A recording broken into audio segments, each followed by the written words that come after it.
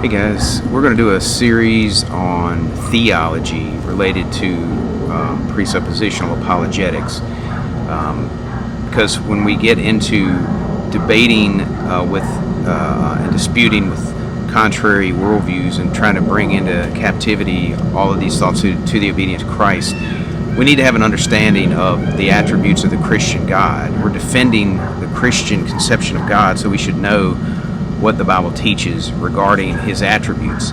So we're going to be covering, His omniscience, His omnipotence, how they're interacting, how they correspond to each other. They're not separate, but His omnipresence, that God is invariable, He doesn't change, He's immutable, that He is eternal, self-sufficient. All these attributes relate to our defense of the Christian faith, because they play into the foundation of epistemology. And we discussed briefly before about how epistemology is really founded upon theology. So you have to have an idea of what God we're talking about, the attributes of that God.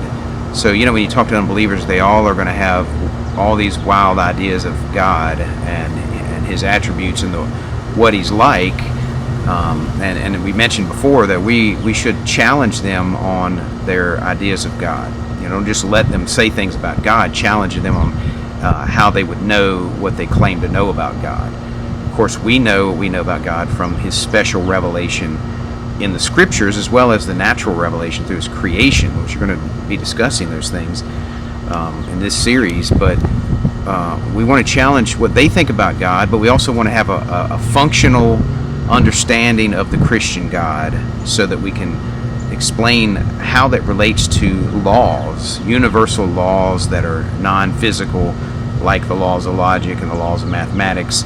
And ultimately, because we've been made in the image of God, we are capable of participating in these laws, or engaging in thought that draws upon these universal laws. So it's like, this is a problem of philosophy. How can we think?